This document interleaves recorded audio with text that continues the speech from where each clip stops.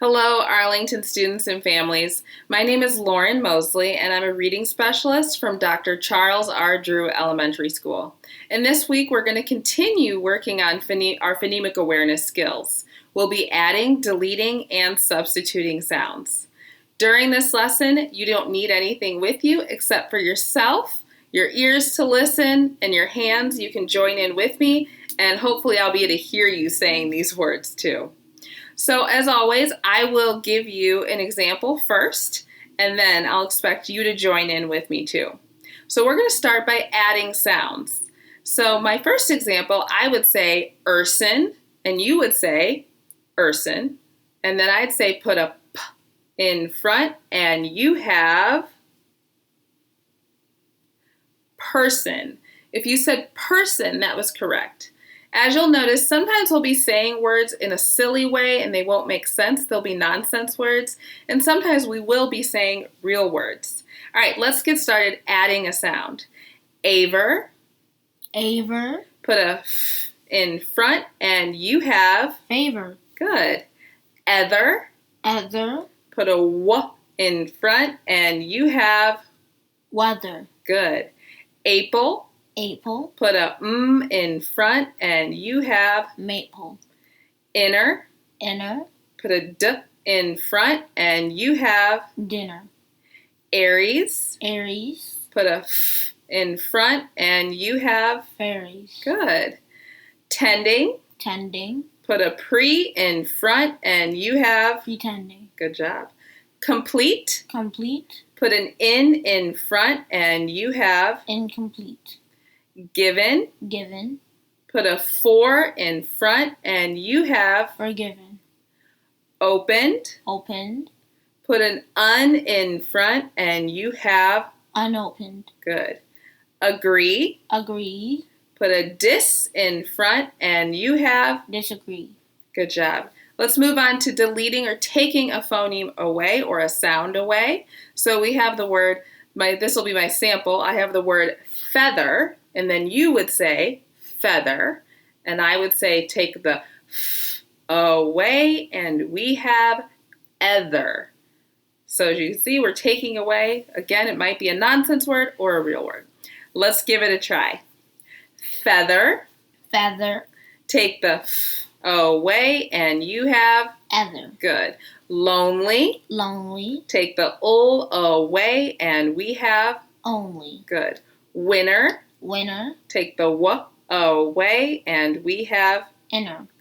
Tower. Tower. Take the t away, and we have hour. Good. Soccer. Soccer. Take the s away, and we have ocker. Good. Pickle. Pickle. Take the p away, and we have nickel. Close.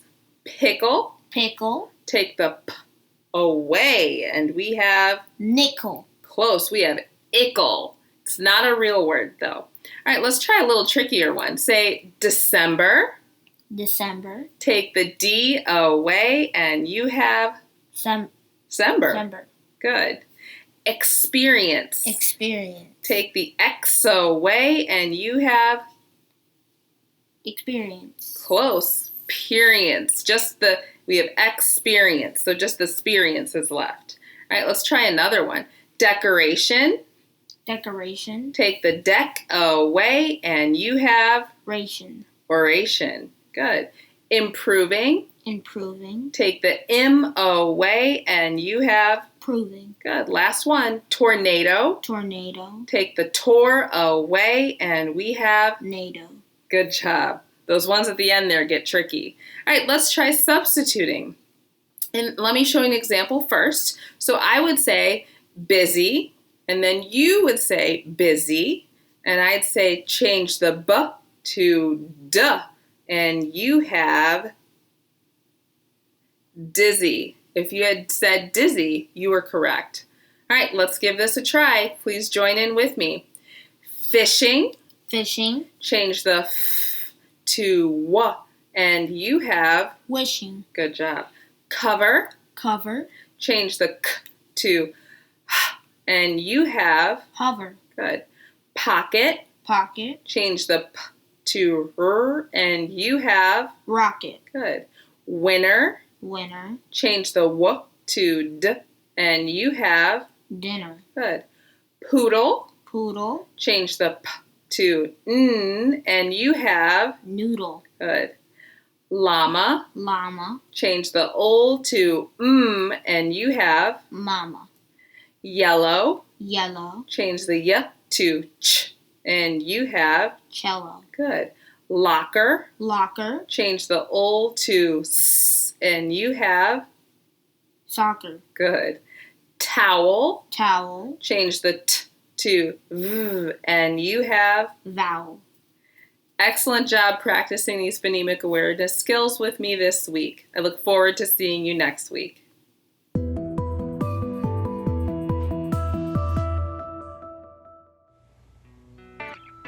Hello, I'm Amanda Dempsey, resource teacher for the gifted at Hoffman Boston Elementary School.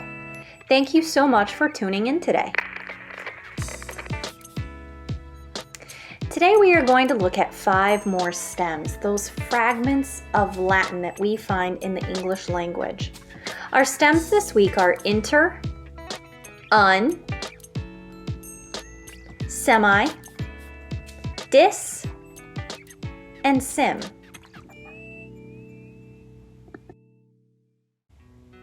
Our first stem is inter, which means between. International. Well, if you travel between nations, that's international travel.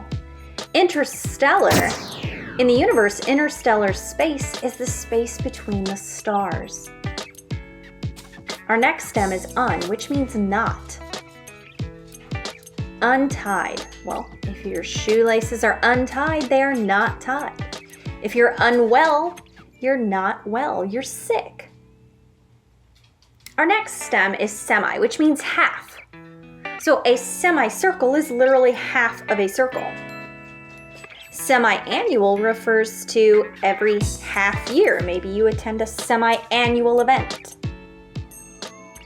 The next stem is dis, which means away. If you are distracted, your attention has gone away. Disappear. Well, if you disappear, you literally go away. Our final stem today is sim, which means together. A symphony, well, in a symphony orchestra, musicians play together. Symmetry is a togetherness in which each side has the same shape. Can you think of more words with these stems?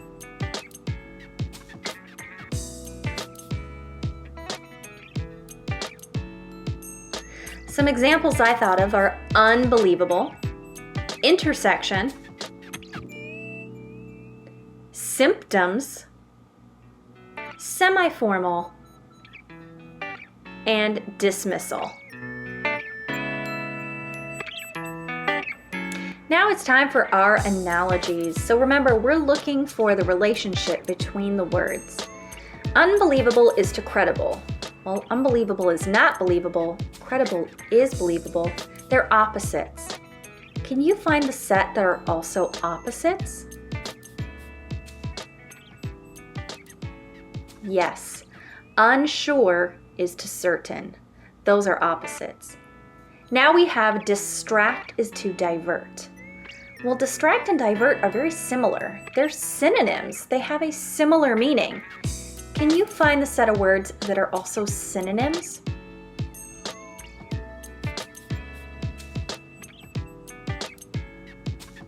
Yep. Untrue is to false would complete that analogy because they are synonyms. Our advanced word this week is interpose.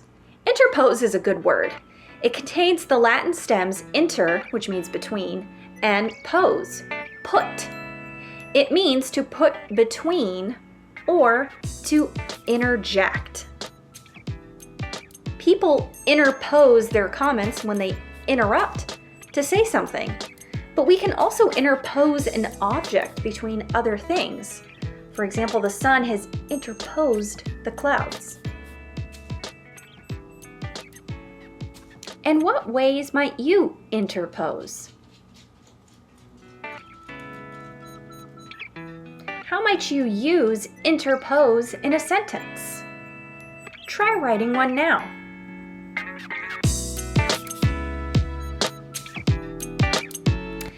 Now we're going to practice our stems. And you may even notice a couple from last week as well. You will match the stem and the green puzzle piece to a yellow puzzle piece to make a complete word. Take a moment and try to match those now. All right, let's see how you did. International, semi-formal, symphonic, unequal. We also have dismiss, and our review of subtract and decompose. How did you do? Did you get them all? All right, your mission this week. Try to use these stems as much as possible in conversation with your friends and family. Think of all the different ways you might use them in the words that you are using. Then challenge yourself to use these in a story. Share your story with your family and tell them what the words and the stems mean. And of course, next week, we'll take a look at 5 more stems. I'll see you next time. Bye.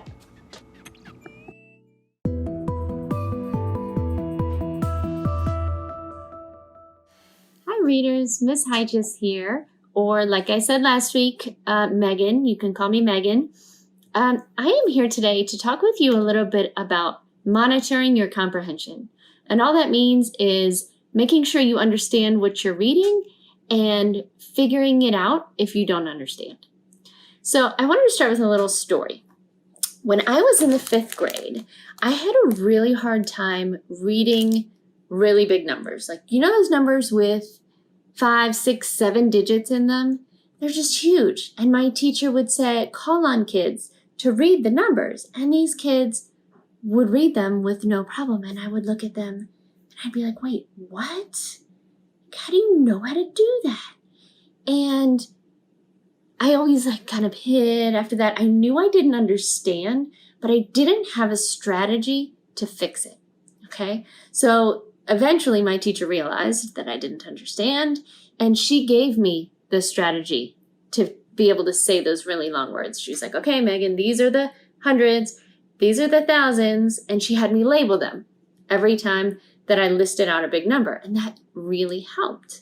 Okay. And she gave me a couple other strategies too. But my point in telling you this story is that sometimes as readers, the same kind of thing happens. We can say, wait, what? When we don't understand. But then sometimes we don't have a strategy to get back on track and to figure it out. So today I want to give you some of those strategies. First, let's talk about what could go wrong as you're reading. Sometimes, I made this little chart called, wait, what? Sometimes when you're reading, this happens.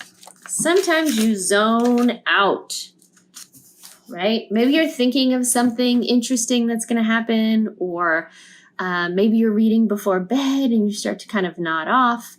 You zone out and don't understand what part you're reading. There's a quick fix for that. That's just to reread, okay? Something else might happen when you're reading. You might get to a word that you don't know how to read, okay? I don't know how to read this word. So then you're sitting there thinking, I'm just going to mumble through and skip it, all right? Well, that's not really a strategy. So you can use your phonics. I hope you're watching these videos every week because I am going to do some phonics lessons. You'll also see some lessons on suffixes and prefixes. Those lessons might help you too to figure out tricky words, figure out how to read them and say them. One thing you can do is I talked about in a video last week was you can break it between the consonants, right? Or you can also look for a part you know. Maybe you know the TION part, or maybe you see OA and you know that part. Okay, look for parts you know in the words, and that can help you to read it. Okay, let's see. Another thing that might go wrong when you're reading, when you might make you say, wait, what? Is if there is a word, you can read it maybe, but you don't know what it means. That happens a lot. One thing you can do if you don't know what a word means is you can look for clues. Let me lift this up a little bit. You can look for clues as to what it means in the sentences around it and in the pictures, okay, if your book has pictures. Another thing you can do if you still can't figure it out is to look it up. Oops, you can't see that one at all. You can look it up on your iPad and figure out what the word means. Another thing that sometimes happens that makes kids say, wait, what is going on here? What's happening? Is the author did something confusing. Authors have these amazing techniques. Sometimes they use flashback and they make their characters think about something that happened in the past. Sometimes they use like flash forwards where the character is thinking of something in the future. Sometimes they start with a prologue and you're kind of dropped into a part of the story and you're like, wait, what is going on? So some things that can help you if the author has done something creative but also a little tricky is you can reread. That will definitely help. And also envision. Picture what's happening in the story as you are reading or as you reread. Okay, that will help. All right, now let me show you how I might do this work in this book called Crossover. So Crossover is a book by a man named Kwame Alexander, and I can tell by looking at the cover that it's going to be about basketball, right? This person, probably a boy because it is a kid's book, looks like he's wearing basketball clothes, basketball shoes, and of course he's got a basketball here made of words, which is interesting. That's got me thinking. Now, another tip to help you get ready to read and help you understand books better is to do a little bit of this work, this sneak peek it's called, looking at the cover, the pictures, and either reading the inside flap or sometimes there's a little blurb on the back. In this book, it's in the inside flap. So I'm going to read this first, and I'm going to see if any of these things are happening even in the inside flap. A bolt of lightning on my kicks. The court is sizzling. My sweat is drizzling. Stop all that quivering, 'cause tonight I'm delivering. Raps basketball. Josh Bell. Okay, so I've gotten to a word that I don't know how to read. Okay? So here are my tips. I can break it or look for a part I know in the word. Let me write it down so you can see it. Move that over for a second. Okay, this is the word. All right, so now let me see. I can maybe break it. Let me label the consonant, see if it's a vowel, consonant, consonant, vowel. And I can also look for parts I know. All right, here's a vowel, A-E-I-O-U. Here's another vowel. That means the one in the middle is a consonant. If you are watching this video later this week, you will see that I introduce another kind of break. And that's when it's a VCV word, like this one, you can break it here after the first vowel. That means this vowel is usually long. Okay, look at that. You're getting a little phonics lesson too. So this vowel is going to make the long vowel sound E. Okay, so I know that. Let's see. Look for a part I know. I know this part. I see this, and I know it's like the word phone.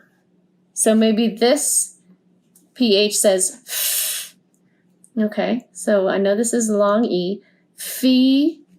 Oh, and this just looks like nom. Phenom. Phenom. I feel like I've heard that before. Let me reread. Because tonight I'm delivering. Raps basketball phenom Josh Bell. Okay, so it's a word. Let's see. Now that I know how to read it, I still don't exactly know what it means. Okay, so I'm going to look for some clues, maybe in the sentences around it, because there aren't any pictures. So I feel like I've got to just check the sentences around it. And if I still can't figure it out, I can look it up. All right, let's see. Stop all that quivering, because tonight I'm delivering, raps basketball phenom Josh Bell. Okay, so I know it's a word that describes Josh. Thanks to his dad, he and his twin brother Jordan are kings on the court. Like the basketball court. So if they're kings on the court, that must mean they're pretty good. So maybe phenom means someone who's really good at something. Basketball phenom Josh Bell. Sounds like it might be right. I don't know if I have exactly the right definition of phenom, but maybe I can look it up now and double check myself. Okay, let me keep going. Thanks to his dad, he and his twin brother Jordan are kings on the court, with crossovers that make even the toughest ballers cry. But Josh has more than hoops in his blood. He's got a river of rhymes flowing through him, a sick flow that helps him find his rhythm when everything's on the line. As their winning season unfolds, things begin to change. When Jordan meets the new girl in school, the twins' tight-knit bond unravels. In this heartfelt novel, basketball and brotherhood intertwine to show Josh and Jordan that life doesn't come with a playbook, and sometimes it's not about winning. Okay, so I've learned a little bit. I was able to read this word that I didn't know. I was able to kind of figure out what it means. I feel like I'm pretty close. Phenom must be somebody who's good at something, because I can tell Josh is good at basketball. And I know a little bit about the story. He's got a twin brother. They both play basketball. His brother starts to like this girl, and maybe it causes some problems between the brothers. Ooh, I already know what kind of problems are happening. All right. So let me just read the first page, because I wanted to kind of show you how the author can do something really cool and also really confusing. It's called dribbling. At the top of the key, I'm moving and grooving, popping and rocking. Why you bumping? Why you locking? Man, take this thumping. Be careful though, 'cause I'm crunking, crisscrossing, flossing, flipping, and my dipping will leave you slipping on the floor while I swoop into the finish with a fierce finger roll, straight in the hole. Swoosh. Whoa. So that author is writing, and everything is like a poem. Did you notice that? It's like a poem. And I don't see like dialogue and things like that I would typically find. I don't really see an explanation of the setting like I would typically find in the beginning of a book. But I see all these moving words. I'm moving and grooving, popping and rocking. Why you bumping? Why you locking? So I feel like I've got to reread a little bit and also envision. Oh, and I thought of another tip. Maybe I can even add here. Think about what you already know. I already know he plays basketball. So when he says, why you locking, man? Take this thumping. Be careful, though, because I'm crunking, crisscrossing, flossing, flipping. My dipping will leave you slipping on the floor. Oh, and I'm wondering if he's playing basketball right here, because there's so much movement, right? All these ing words, moving, grooving, popping. He must be playing basketball. Okay, readers, so every time you're reading, I want you to listen to that little voice in your head that says, wait, what? When there's something confusing. And I want you to think, did I just zone out? Is there a word I don't know how to read? Or maybe I don't know what the word means? Or maybe the author's doing some cool technique that's a little confusing. Try this as you're reading, and in your reader's notebook, jot down when that happens and if you were able to figure it out. Okay? Kind of spy on yourself as a reader. All right, readers, happy reading.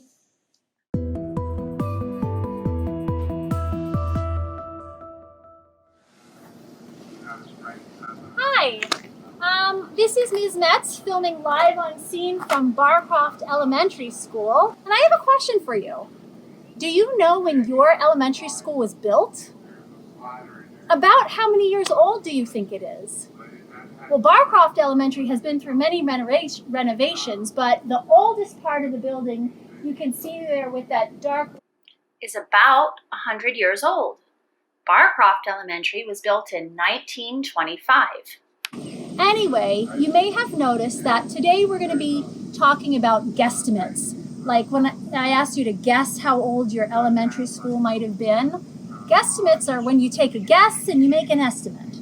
So, for example, it's a very helpful skill about how much sleep did you get last night? About how long did you sleep? Or about how many pages can you read in 1 hour? These are questions that we talk about all day in our everyday lives. This number sense routine is called Triangular Prisms Esti-Mysteries, and it was brought to us by somebody named Steve Wyberty. So you can see that there are going to be some triangular prisms in a small cup, and your job is going to be to make an estimate or make some guesses about how many triangular prisms you think there are. It's like an estimation jar. You've probably done that before. But I'm going to show you some different clues. And as each clue appears, I want you to try to narrow down your estimate. In the end, try to decide which estimate is most reasonable. So you're going to want to make sure you have something to write with, maybe a pencil and a sheet of paper, and you're going to write down each different clue or each different guess that you have.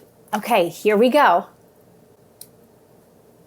How many triangular prisms do you think are in that cup? Here's a die.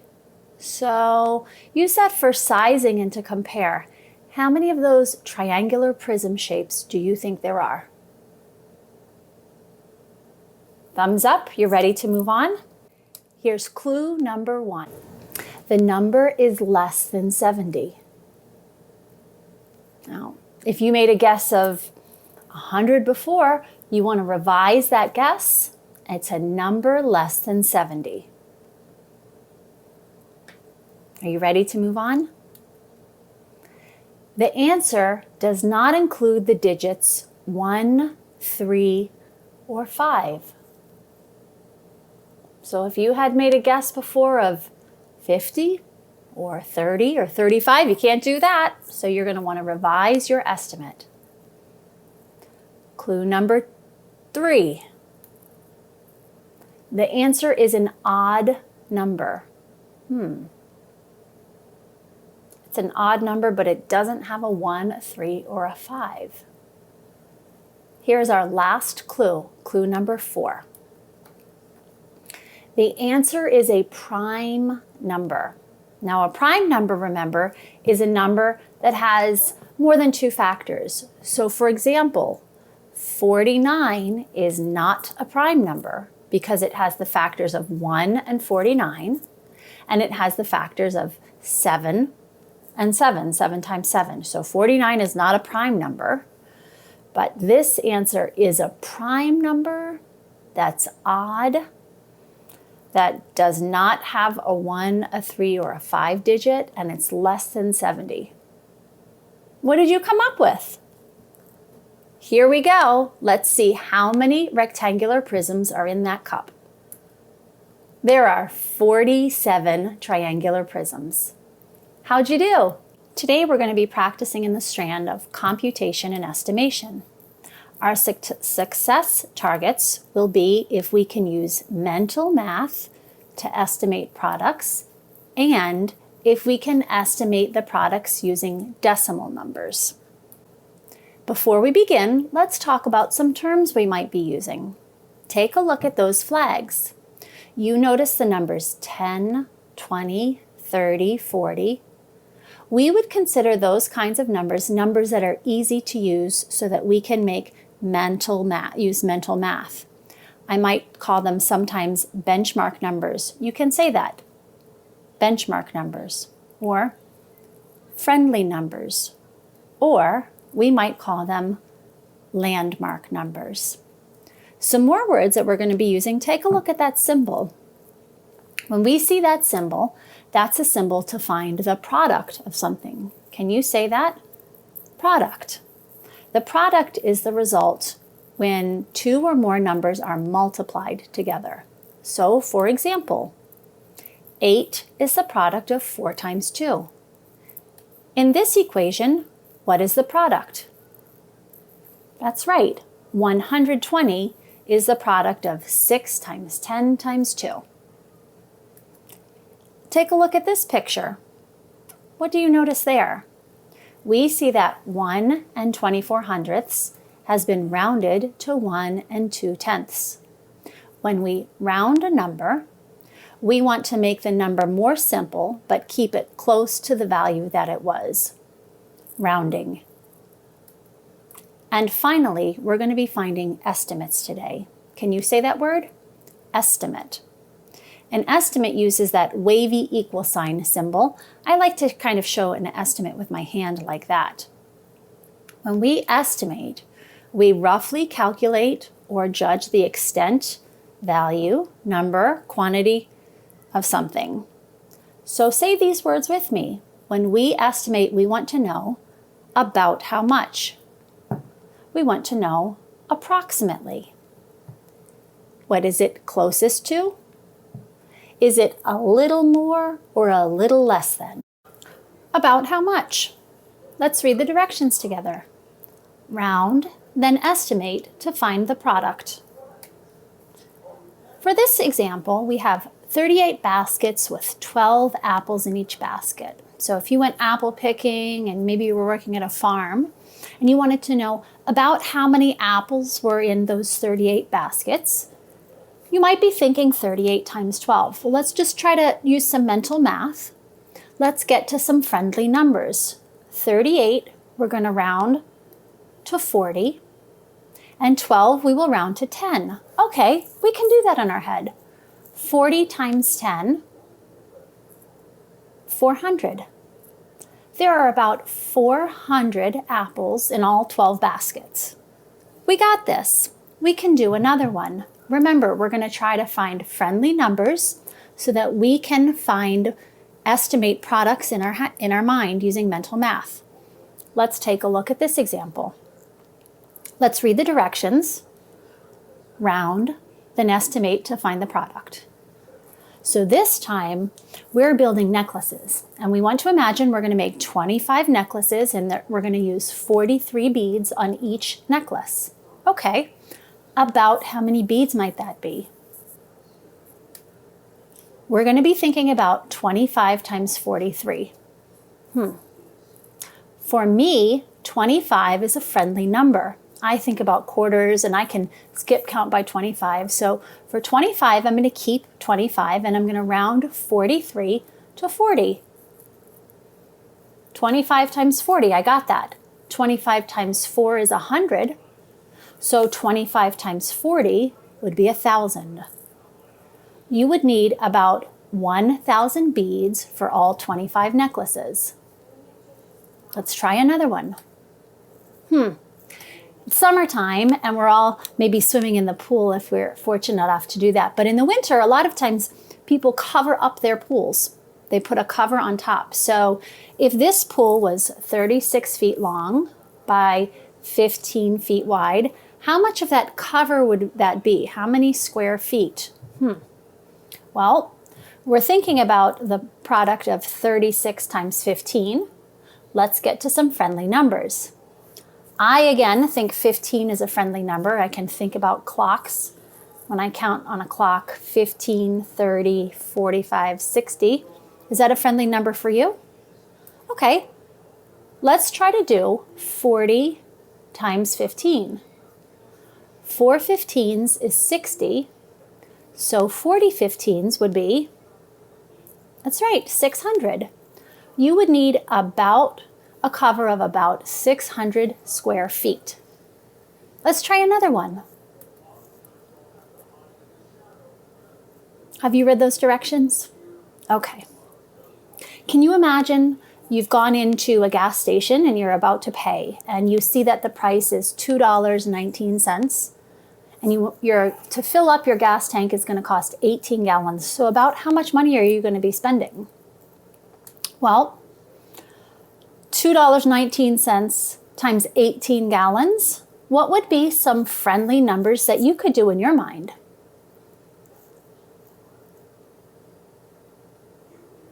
This time, I'm going to think about rounding $2.19 just to $2, about $2, and I'm going to round 18 to 20. 2 times 20 would be about $40. The gas would cost around $40. This is going to be our last practice example. Give me a thumbs up when you're ready to think about this. Can you imagine you're creating gift bags, maybe for a big party or a wedding? And you know that to make those gift bags, you need precisely 20 5/10 of a centimeter of that string to make those gift bags. Well, about how much string will you need for all 125 gift bags? We know that we're thinking about the product of 125 times 20. Times 20 5/10. Let's get to some friendly numbers. Is 125 a friendly number to you? I think it is.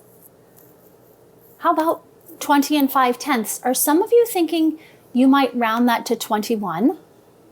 That seems reasonable. 20 5/10 would normally round to 21, but honestly, 21 is not a friendly number to me, and I couldn't do 125 times 21 in my brain, but I could do 125 times 20. That's right.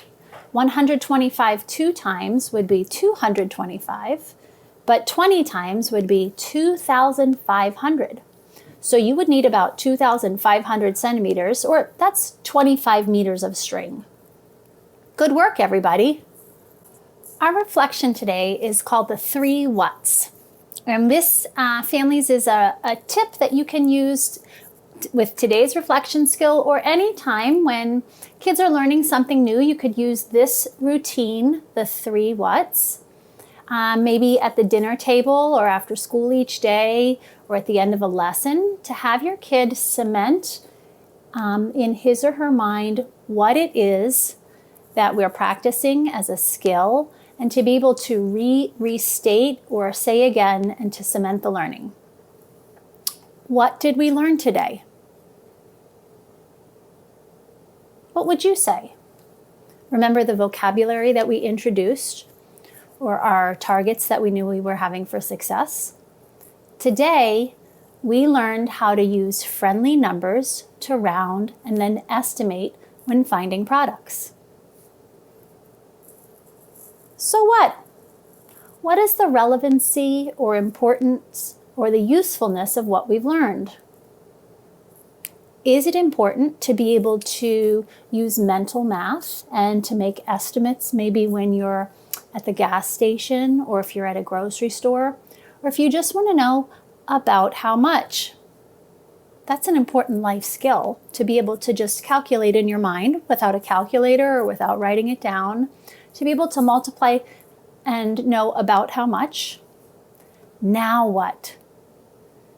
Can you predict where we might be going with our learning? What might be our next steps? Well, while making estimates is certainly an important life skill, sometimes we need to know exactly how much gas we're buying, or how much we might spend at the gas station or the grocery store, or exactly how much string we would be using, or exactly how many apples we're paying for. So the next step might be to be able to calculate exactly how much. Stay tuned for that skill. It's coming up.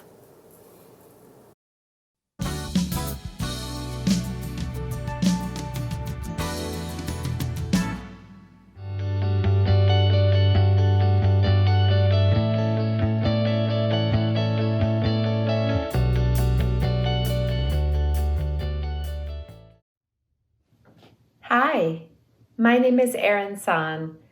I am a teacher and a mindfulness coach. And what that means is I help people just like you use all of their senses to notice what's happening in their lives from moment to moment without any judgment, so you can worry and stress a lot less and smile a whole lot more.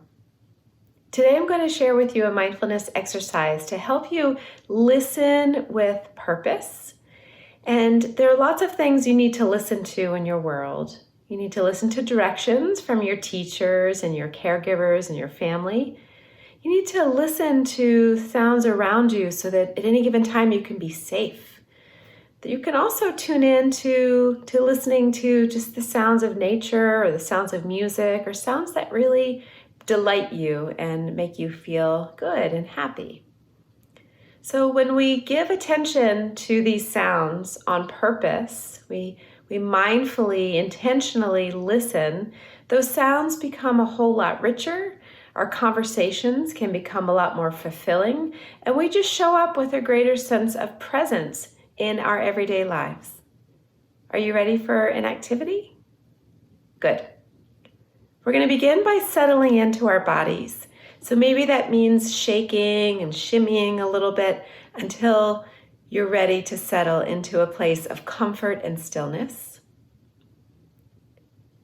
Once you arrive there, you're welcome to keep your eyes open or feel free to close them if that helps you concentrate.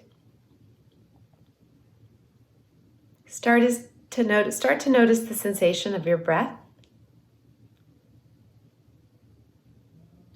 Feel the way it feels coming in and out of your body.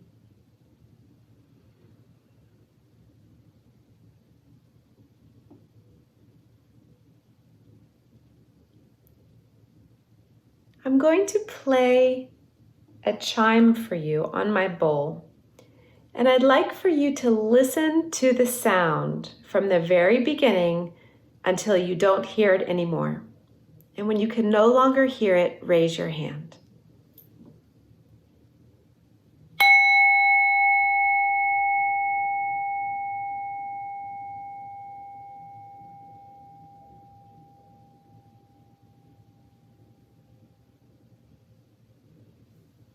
That's mindfulness. It's that easy. Simply bringing your attention to something that you hear without judging it, without reacting to it or becoming overwhelmed by it, just simply allowing it to be there and noticing it as it floats in the air. We're going to try another mindful listening activity. This time, simply tune in to whatever sounds may be surrounding you in your room or your space right now. See if you can distinguish 3 different sounds simply by paying attention.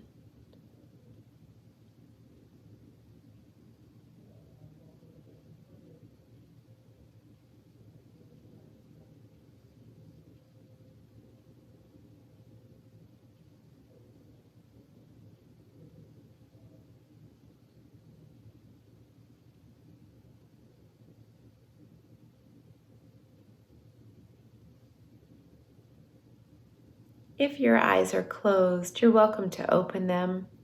How was that experience for you? Was it hard to settle your mind and concentrate just on sounds? Or did you find it to be easy and relaxing to quiet your mind of other thoughts and just let the mind rest in something that you hear? That's one way that you can practice mindfulness, and you can do it anytime you want. Thank you so much for practicing with us today. I look forward to seeing you again soon. Second Step lessons are created by Committee for Children, who owns and controls all rights therein. Permission was granted to district to make and broadcast this video for educational use only by district parents, families, teachers, and counselors with students currently learning via television broadcast due to the impact of COVID-19. No other use of this video or Second Step lessons is permitted. Committee for Children, 2020.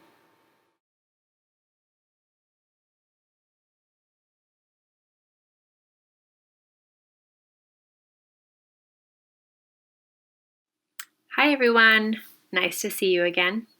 This week we're going to talk about skills for learning that also help us get along better with our friends and our family.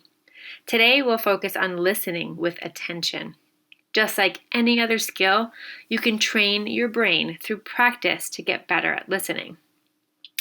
First, we're going to watch a video about a student who is not listening very carefully to his friend. Watch for all of the things Caden does that get in the way of him listening with attention to his friend.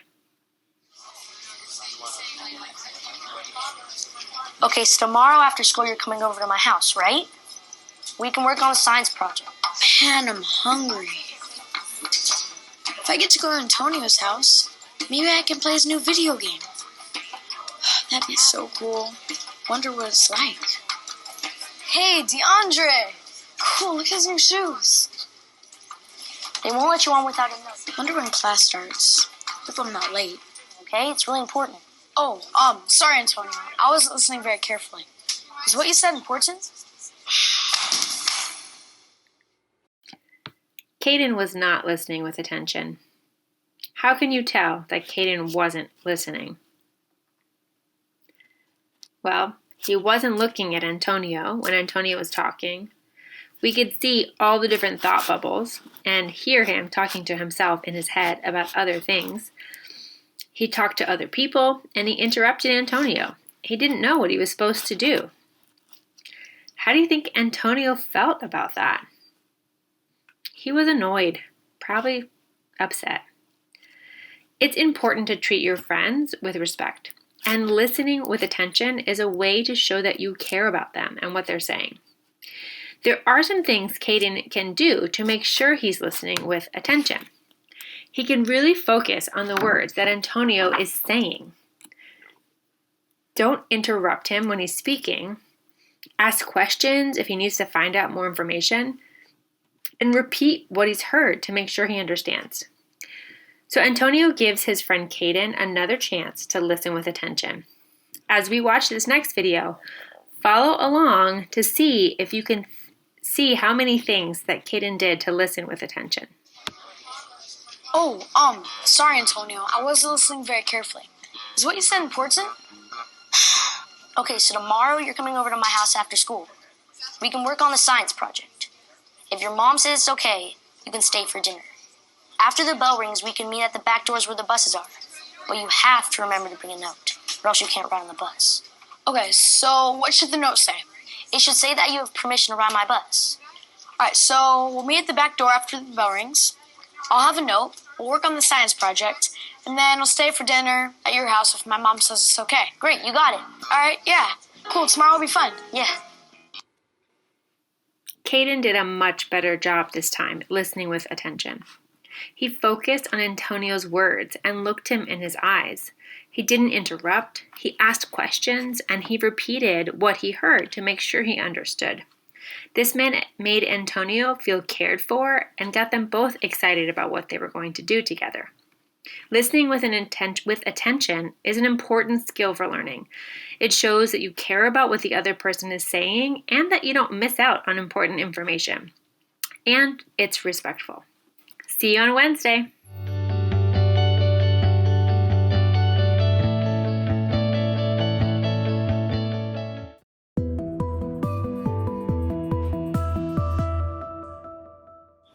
Hola chicos, me llamo Laura Mofsin y soy una maestra bilingüe en la Escuela de Inmersión Claremont. Hoy nos vamos a enfocar en la multiplicación de números con 2 dígitos. Vamos a aprender algunas estrategias diferentes para multiplicar los números más grandes. Pero antes de la lección, vamos a empezar con una rutina numérica para practicar con problemas verbales. Empezamos. Hola chicos, la rutina numérica de hoy se llama Problemas verbales sin números. Les voy a mostrar algunos problemas verbales que no tienen números. Van a contestar preguntas sobre cómo resolverán el problema sin saber las cantidades o los números. Vamos a ver un ejemplo. Problema número 1. Un hombre compró algunas ovejas. Si sabemos cuánto él pagó por las ovejas en total y cuántas ovejas compró, ¿cómo podemos hallar cuánto cuesta una oveja? Para ayudarles a contestar estas preguntas, deberían pensar, ¿qué es la información más importante? Yo veo 2 pedazos de información importante. cuánto él pagó por las ovejas en total y cuántas ovejas compró.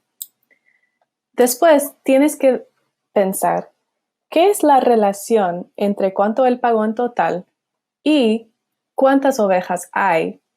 Y cómo podemos usar estas dos piezas de información para hallar cuánto cuesta una oveja. Siguiente. Un niño compró un tobogán. Si sabemos cuánto dinero él tiene ahora y cuánto dinero tenía antes de comprarlo, ¿cómo podemos hallar el costo del tobogán? Otra vez vamos a pensar en la información o los detalles más importantes. Yo veo dos detalles muy importantes. Que sabemos cuánto dinero tenía antes de comprar el tobogán y sabemos cuánto dinero él tiene ahora.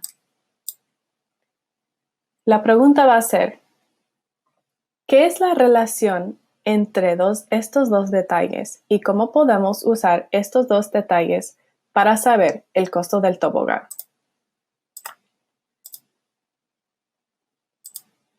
Siguiente. Yo sé cuánto es la mitad del dinero que tiene Rodrigo y la mitad del dinero que tiene Alicia. ¿Cómo puedo hallar cuánto dinero tienen los dos en total? Yo veo otra vez dos detalles muy importantes. Yo sé cuánto es la mitad del dinero que tiene Rodrigo y la mitad del dinero que tiene Alicia. Ahora tienen que pensar. Con la mitad del dinero que tiene Rodrigo, ¿cómo voy a hallar el total de dinero que tiene Rodrigo y el total del dinero que tiene Alicia? Y después de saber esta información, ¿cómo voy a hallar cuánto dinero tienen los dos en total?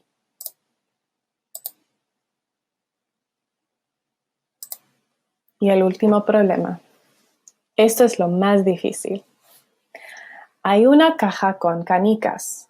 La caja tiene algunas canicas rojas, azules y blancas. Si te digo el número total de canicas y la suma de las canicas rojas y blancas, ¿qué harías para hallar la cantidad de canicas azules?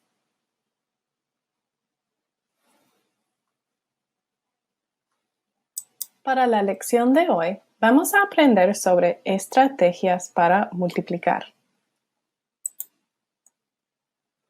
Primero, vamos a aprender sobre el vocabulario de hoy. Multiplicación, que es el acto de multiplicar. Factores son los números que estamos multiplicando. Producto es la respuesta de un problema de multiplicación. Y un matriz que muestra un grupo de números con filas y columnas iguales. ¿Qué es la multiplicación? Es la suma repetida o grupos de algún número. Por ejemplo, 2 por 5 es igual a 10. ¿Pero qué significa 2 por 5? Puede ser la suma repetida, sumar 2 5 veces, por ejemplo, 2 más 2 más 2 más 2 más 2 es igual a 10. O multiplicación también representa los grupos de algún número. Por ejemplo, 2 por 5 es igual a 2 grupos de 5. En esta lección les voy a mostrar estrategias para multiplicar números con dos cifras. Esta estrategia se llama productos parciales y lo podemos usar cuando estamos multiplicando un número con dos cifras con otro número con solamente una cifra. El primer paso es separar el número de dos cifras en sus decenas y sus unidades. 45. ¿Cuántas decenas tenemos en 45? Tenemos 40 decenas. ¿Y cuántas unidades tenemos en el número 45? 5. Y ahora multiplicamos las decenas por 3 y las unidades por 3. 40 por 3 es igual a 120, 5 por 3 es igual a 15, y ahora sumamos los dos juntos, 120 más 15, para hallar el producto de 45 por 3 es igual a 135. Ahora, tu turno. 67 por 4. Acuérdense, el primer paso de esta estrategia es separar el número en las decenas y las unidades. Vamos a ver. 67. ¿Cuántas decenas hay? 60. ¿Y cuántas unidades? 7. Ahora, vamos a multiplicar cada uno por 4. 60 por 4 es igual a 240. 7 por 4 es igual a 28. Y el paso final, 240 más 28 es igual a 268.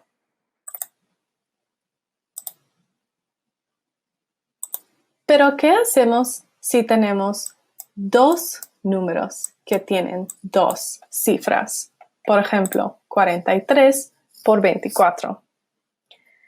En este caso podemos usar la estrategia que se llama modelo de área. Para esta estrategia van a dibujar una caja con dos columnas y dos filas. Van a separar los dos números por sus decenas y unidades. 43 es igual a 43 y 24 es igual a 24. Y ahora multiplicamos los números que tienen una caja compartida. Por ejemplo, 40 y 20 están compartiendo esta caja blanca. Entonces vamos a multiplicar 40 por 20, 800. Y 20 también está compartiendo esta caja con 3. Entonces 20 por 3, 60. Y luego 40 por 4, 160. Y al final 4 por 3, 12. Y el paso final, tenemos que sumar todos estos números juntos. 800, 160, 60 y 12. Y el total es 1032. Entonces, 43 por 24 es igual a 1032. Ahora, tu turno. 34 por 28. ¿Cómo vamos a usar el modelo de área para multiplicar estos dos números?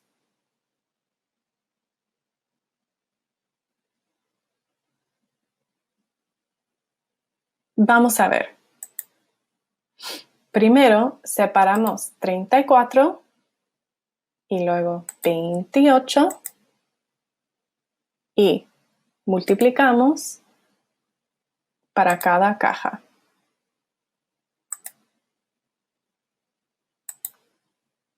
Y al final sumamos todos juntos.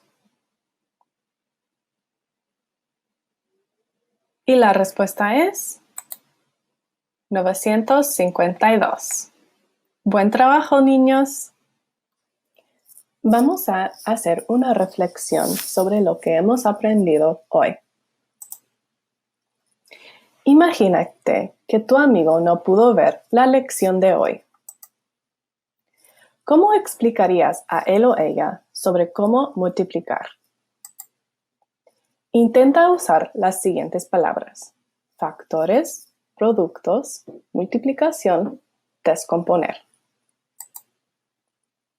También, si tú pudieras dibujar tu explicación a tu amigo sobre la multiplicación, ¿qué símbolos o imágenes usarías tú?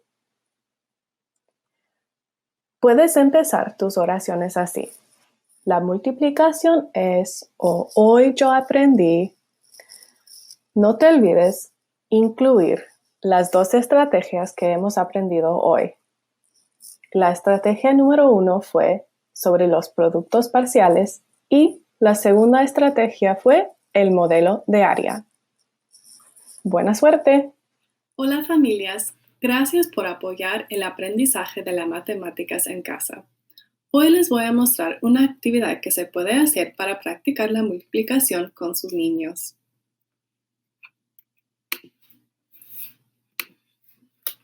Si tienen cartas en la casa, pueden crear ecuaciones diferentes con números diferentes de las cartas para hacer ecuaciones de multiplicación.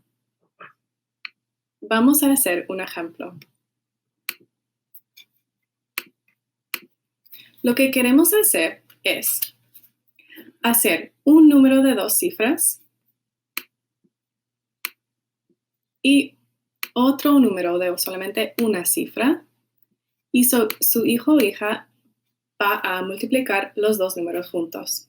Entonces, vamos a escoger 2 cartas al azar para crear el primer número de 2 cifras.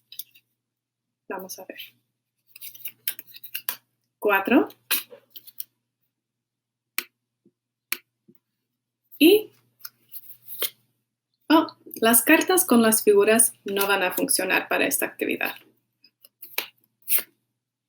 6. 46. Y ahora necesito el último número, entonces voy a escoger una carta más. 5. Y ahora he creado una ecuación con 2 números que mi hijo puede resolver, 46 por 5. Van a tener que usar la estrategia de productos parciales para poder hacer la multiplicación. Esto significa que tienen que descomponer el número 46 por las decenas y las unidades. Entonces, 46 va a ser ¿cuántas decenas? 40. ¿Y cuántas unidades? 6. Y luego su hijo o hija va a multiplicar cada número por 5.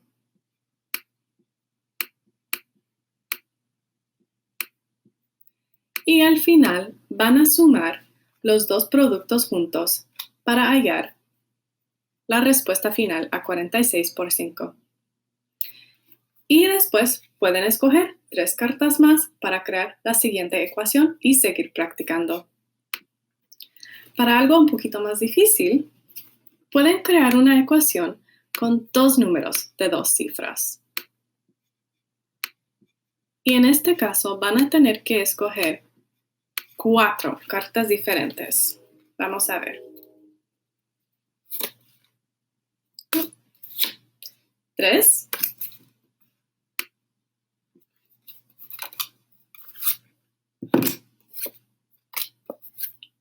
4.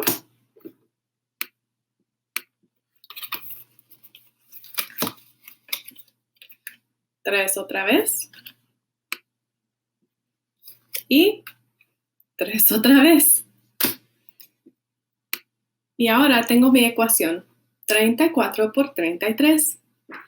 Y su hijo o hija va a tener que usar el modelo de área para poder resolver la ecuación. Como en la última estrategia, vamos a descomponer los 2 números por las decenas y las unidades. Entonces, 34 sería 30 decenas y 4 unidades. Y 33 sería 30 decenas y 3 unidades. Y después van a multiplicar cada número por el otro. Por ejemplo, 30 por 30, 30 por 3, 4 por 30 y 4 por 3. Y al final van a sumar los 4 números juntos. Y esto les va a dar la respuesta a la ecuación 34 por 33. Y pueden seguir practicando por escoger 4 cartas más y crear más ecuaciones. ¡Buena suerte! Gracias por ver este episodio de At Home with APS. Espero que hayan aprendido algo nuevo de la multiplicación y que sigan practicando en la casa. Adiós, nos vemos pronto.